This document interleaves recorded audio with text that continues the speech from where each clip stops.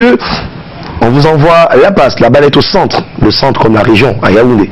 Excellente journée. Alors là aussi, si vous êtes téléspectatrice et que vous nous regardez à partir de la maison comme Daniel Dorette Ngo Iloga, merci de nous retrouver en direct de Yaoundé. C'est l'instant réservé à la lecture transversale des unes parues dans la capitale. Commençons par le quotidien Émergence en kiosque ce matin. Et cette question qui fait sa une au sujet du Cameroun. Peut-on encore parler d'unité nationale?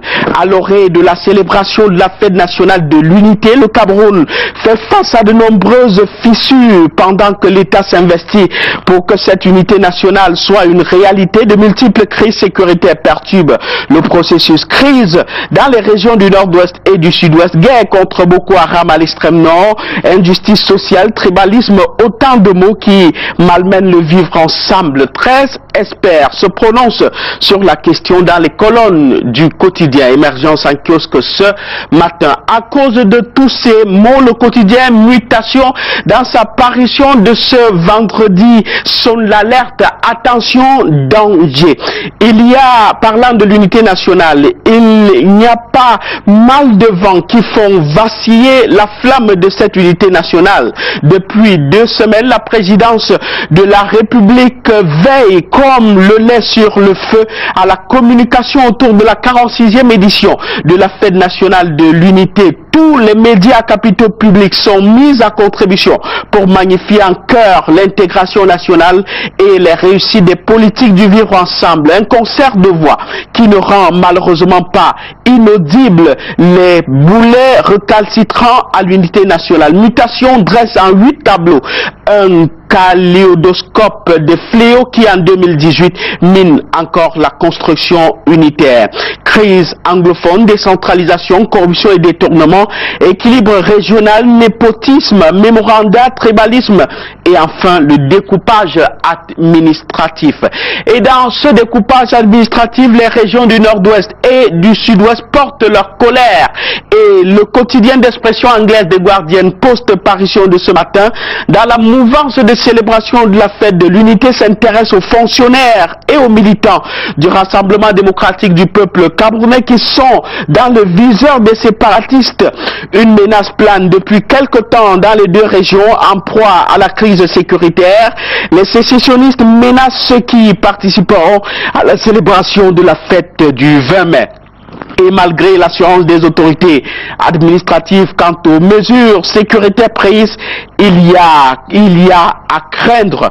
Il y a que la crainte reste perceptible dans les préparatifs de cette célébration de la fête de l'unité. Les préparatifs qui vont bon train dans le département du Noun. Le journal La Gazette du Noun en kiosque ce vendredi matin jette un regard historique sur la conférence de Fumban et la transpose en cette année 2018. Le journal revisite un parcours, si vous voulez, une marche qui va de l'unité nationale à l'intégrité nationale. Et là, on convoque l'histoire. Divisée après le départ des Allemands en 1916, les Camerounais se sont réunifiés en 1961 dans la Cité des Arts de la République fédérale du Cameroun ainsi née.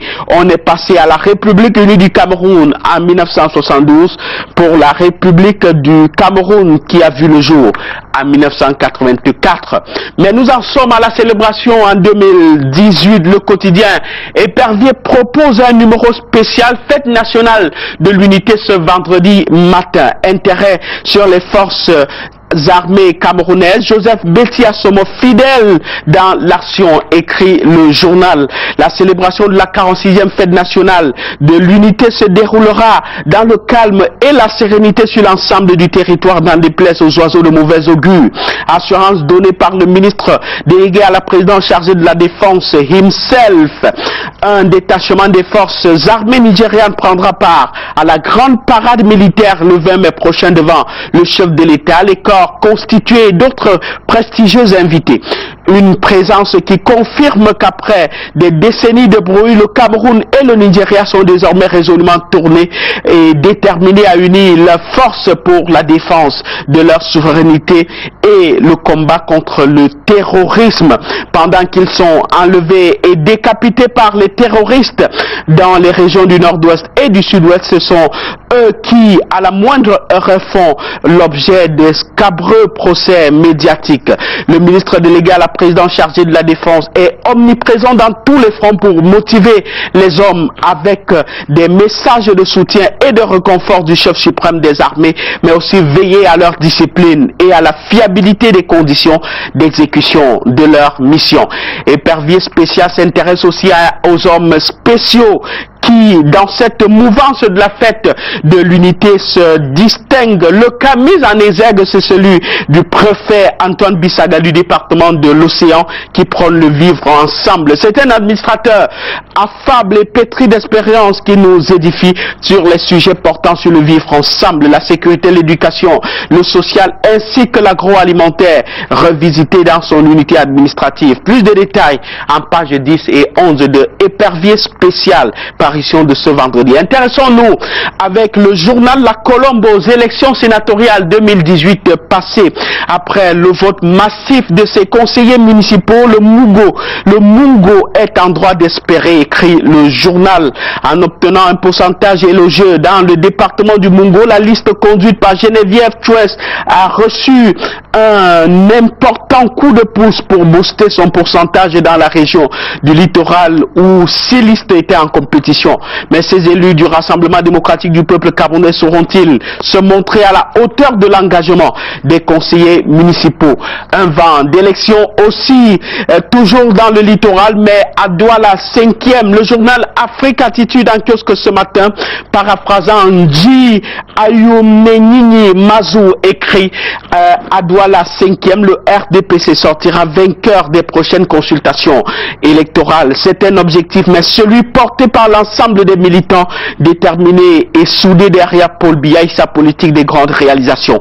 Interview en double page à lire en page 6 et 7 du journal Afrique Attitude en kiosque ce vendredi matin.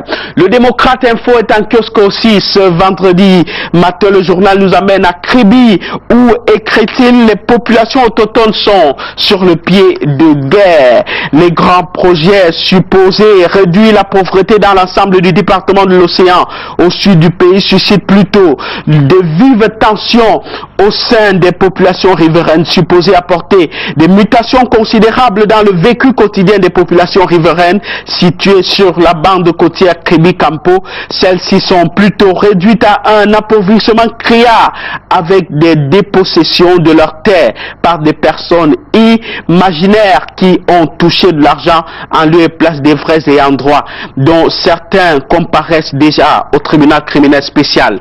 Le quotidien Épervier, dans sa version normale, fait focus ce matin sur la crise des ordures ménagères qui accourent dans les villes de Douala et Yaoundé. Nous informe qu'il y a procès en sorcellerie contre Jean-Claude Mbouenchou.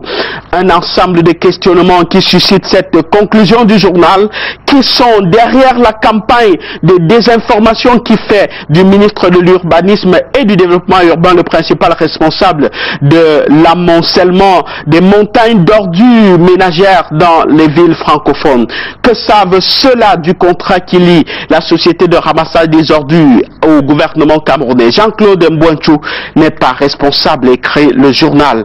Et pour le journal Le Pélican, il s'agit tout simplement d'une cabale médiatique orchestrée contre le Ming-Du. Depuis quelques jours, certains médias ont pris sur eux de vilipender le ministre de l'Habitat et du Développement urbain Jean-Claude Mbouenchou. En effet, sur la question des ordures ménagères qui présentent un visage hideux de certaines villes du Cameroun. Malheureusement, par ignorance ou mauvaise foi, ils ne prennent pas la peine de relever que le département ministériel à sa charge ne dispose pas de ligne budgétaire pour résoudre définitivement ce problème et n'a pour mission sectoriel que de suivre ce dossier sur le plan technique, car conformément à son organigramme, il a en charge le suivi du respect des normes en matière d'hygiène et de salubrité d'enlèvement d'ordures ménagères. Plus de détails dans les colonnes du journal Le Pélican. Et pendant ce temps, il ne lâche pas avec le travail. Le journal Sa Presse en kiosque ce vendredi matin lui aussi jette un regard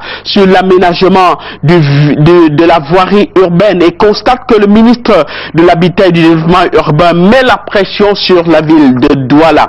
Après le Sud-Ouest, Jean-Claude Mbouentou exhorte les entreprises prestataires à accélérer les travaux de réhabilitation des voiries secondaires, principalement les voies d'accès aux infrastructures sportives. Question d'offrir un accueil des plus agréables aux hôtes du Cameroun pour la Coupe d'Afrique des Nations Cameroun 2019 justement. Et dans ces préparatifs de la CAN 2019 au Cameroun, la Fédération camerounaise de football est bouillonnante, mais bouillonnante de problèmes.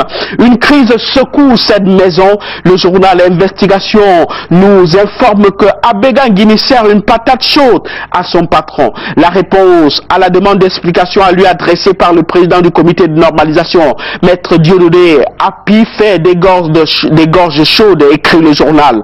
On a même réveillé certains dossiers impliquant l'ancien président de la FECAFOOT, Tombi Aroko. Et du coup, le journal Investigation parlant de lui sert cette déclaration de Tombi Aroko Sidiki: on veut m'écarter de la course.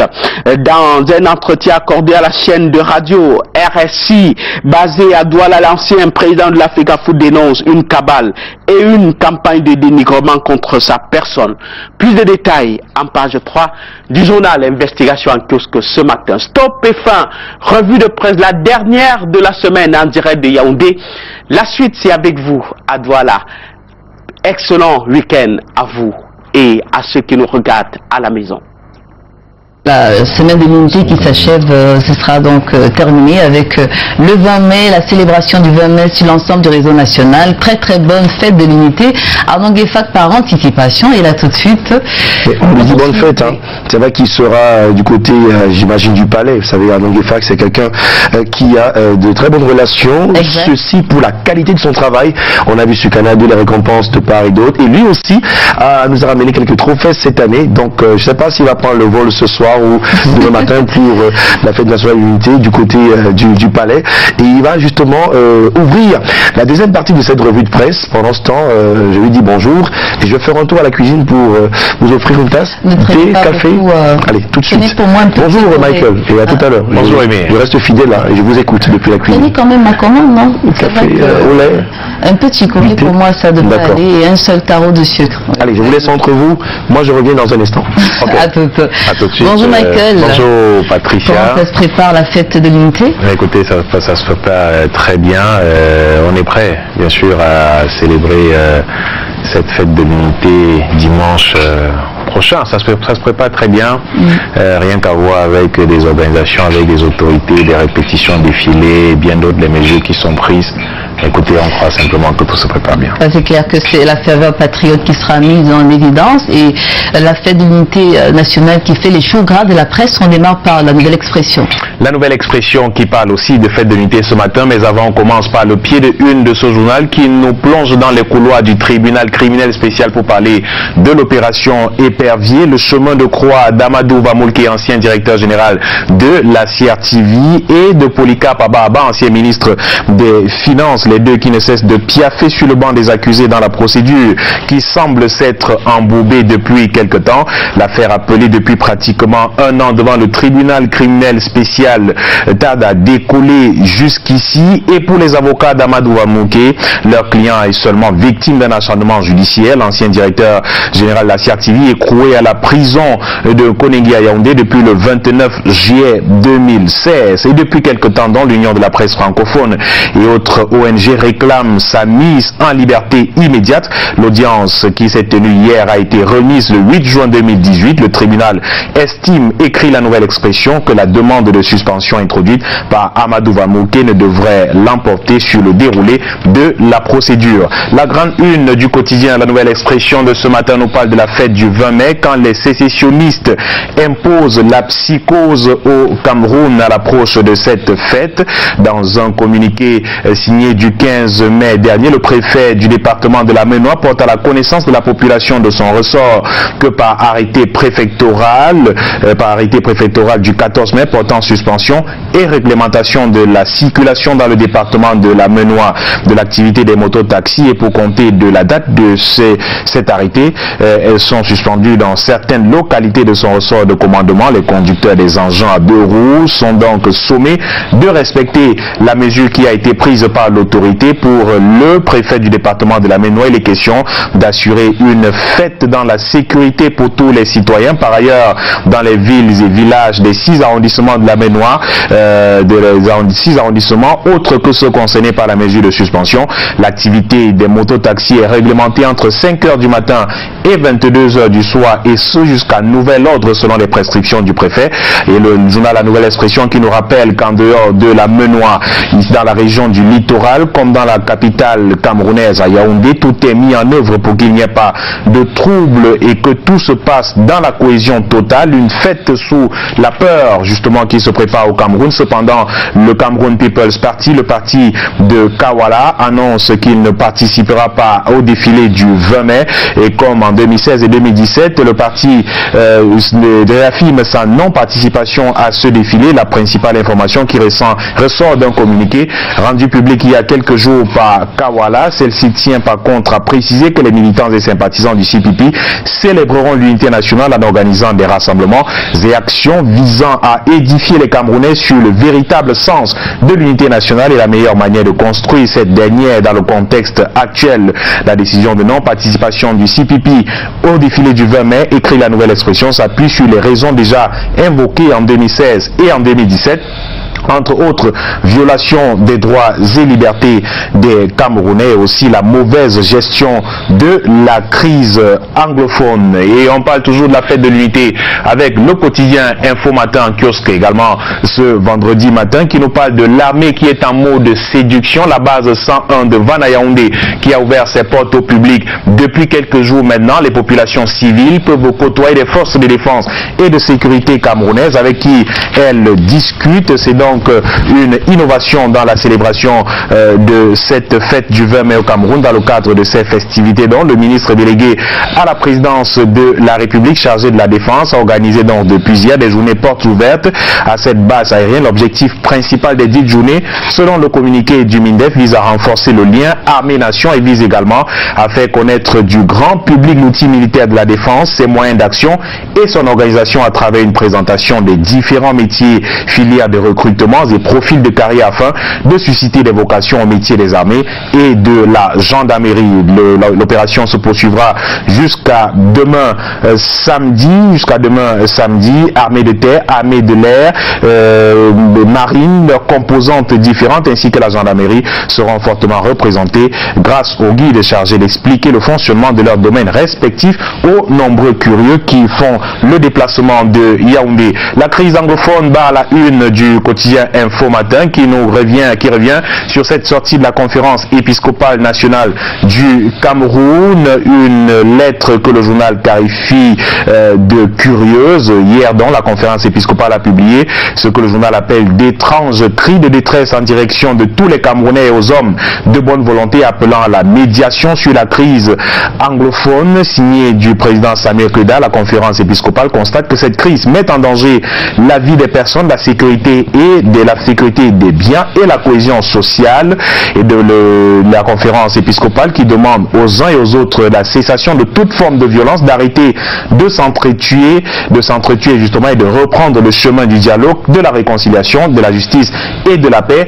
Et le journal qui constate justement qu'il y a quelques ambiguïtés et qui écrit d'ailleurs qu'il faut noter les ambiguïtés dans cette sortie de la conférence épiscopale nationale du Cameroun. Pour Info Matin, cet appel, pour pathétique il paraît, recèle une bonne dose de traîtrise et révèle l'incapacité des hommes d'église à jouer les facilitateurs de paix, des cœurs et de cohésion entre les cultures. L'église catholique qui est au Cameroun étale donc à suffire, selon Infomatin, ses propres turpitudes et indirectement se disqualifie quant à ses aptitudes à jouer un rôle de premier plan dans la résorption des problèmes aussi bien politiques que sociaux que connaît le Cameroun depuis quelque temps maintenant. Et le journal Europe Plus, le billet hebdomadaire d'information, d'éducation et d'analyse, parle également de cette crise anglophone et de la sortie de l'église catholique au Cameroun, que Europe Plus qualifie d'imposture également, de cet appel à la réconciliation du mouvement africain pour la nouvelle indépendance et la démocratie, le Manidem qui était face à la presse il y a quelques jours ici à Douala. Revenant justement sur la sortie de l'église catholique au Cameroun, le journal s'interroge. Voici donc les messagers du Seigneur qui, après des mois de faux semblants et de turpitudes internes, décident sous la signature de Monseigneur Samuel Kleda, président de la conférence, d'appeler à la médiation entre les belligérants. Et le journal qui écrit qu'on croit rêver, sans laver ainsi les mains, donne l'impression de se préoccuper de la cause républicaine tout en la bottant en touche. Et c'est donc la parfaite illustration du ponce-pilatisme, écrit Europe Plus, qui règne au sein de l'église catholique qui est au Cameroun, ayant ainsi passé leur temps à tergiverser et à danser du ventre. On doute fort que cette dernière sortie, toute en hypocrisie, écrit Europe Plus, de la conférence épiscopale, soit le fruit d'une réflexion concertée, tant les divisions paraissent béantes au sein du clergé. Monseigneur Kleda, justement, écrit le journal, fait partie de ces prélats qui alimentent la controverse, tant ses prises de position sont partisanes et biaisées, écrit Michel Moussala, directeur de publication du journal Europe Plus, en kiosque aujourd'hui. En revenant sur la sortie du Manidem, le comité, justement, le comité de gestion de ce parti, qui propose des solutions, qui appellent à un cessez-le-feu sans aucune condition des bandes armées, sécessionnistes ou non, à opposer la force des arguments historiques et politiques qui ont consacré la justesse du choix d'unité à tout argumentaire tendant à justifier le crime sécessionniste, à opposer également une force légitime et mesurée à tout acte favorable à la sécession, à le Manidem, qui appelle aussi à la rénonciation définitive au recours aux armes pour diviser le pays, à une expression solennelle et sincère d'une demande de pardon des sécessionnistes à la nation camerounaise qu'ils ont gravement offensé. La chronique de Michel Moussala est consacrée à la célébration du 20 mai. Le 20 mai 1972, naissance de l'État unitaire, tout un coup d'histoire donné par Michel Moussala ce matin pour comprendre le processus et même l'historique de la célébration de cette fête du 20 mai au Cameroun. Le journal L'Œil du Sahel est également en kiosque aujourd'hui et qui nous produit un reportage aujourd'hui sur la situation des réfugiés qui vivent dans le camp de Minao dans l'extrême nord du Cameroun. Ils sont plus de 60 000 des déplacés internes, des réfugiés venus du Nigeria, certains du Tchad et même de la République centrafricaine. Ils sont nombreux, qui vivent dans des conditions un tout petit peu difficiles dans la région de l'extrême nord Cameroun et dans le camp de Minao particulièrement. 5 ans après la création de ce camp, la population s'accroît continuellement. Actuellement, le HCR estime à 64 648 le nombre de personnes vivant dans ce camp. On y retrouve des Nigérians originaires des États du Borno et de la Damawa, des ressortissants tchadiens et quelques déplacés internes après avoir fui leur village, pris d'assaut par Boko Haram. Ils y ont retrouvé de l'espoir et une nouvelle vie, parfois meilleure que celle d'avant. Tout savoir sur la vie de ces réfugiés dans le camp de Minao, que le journal qualifie comme un havre de paix. C'est dans le quotidien, dans le journal L'Œil du Sahel, le tri-hebdomadaire régional d'information du Nord Cameroun, en kiosque ce vendredi.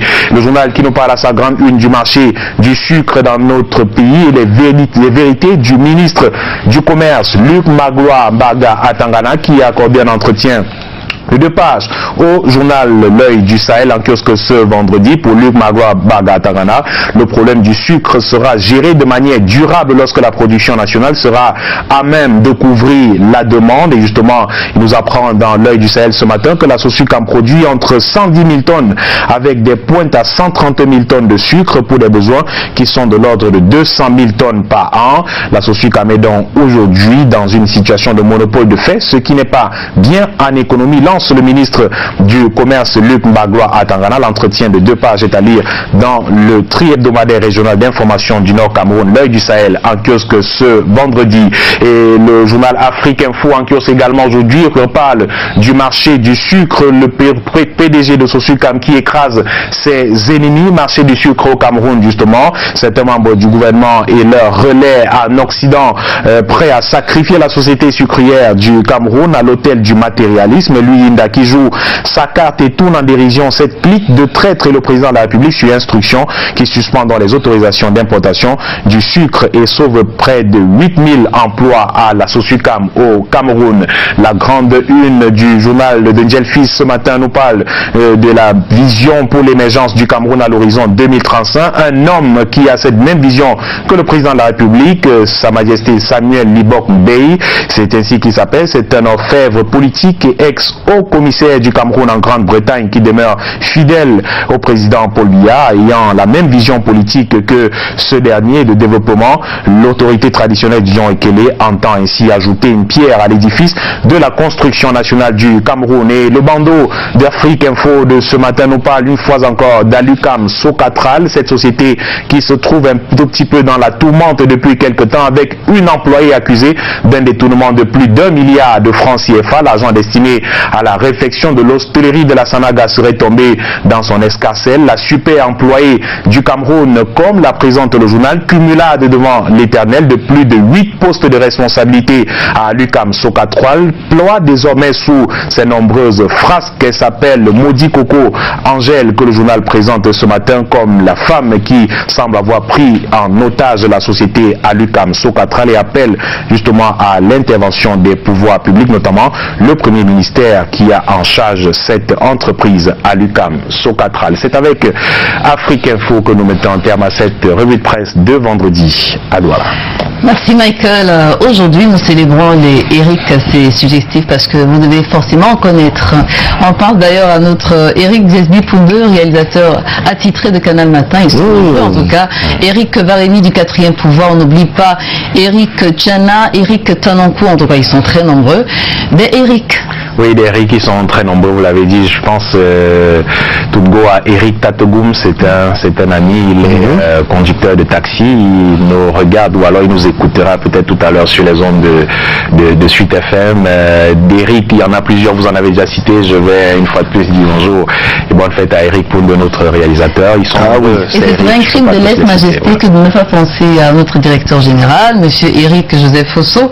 Très très bonne fête, même que toutes les personnes qui se prénomment Eric. C'est vrai que je préfère le Joseph par rapport à Eric Fosso, parce que en fait c'est Joseph Fosso, pour ceux qui savent. Bon, après la vérité c'est que c'est un nom qu'on a bien adopté. On parlait d'Eric Poundeux, Eric Bastian Diomo, un confrère, Eric Christian Nia, un confrère qui, quand il est pas à l'antenne, regarde aussi de temps en temps. Et puis Eric Niat, qu'on ne présente plus pour ceux qui savent.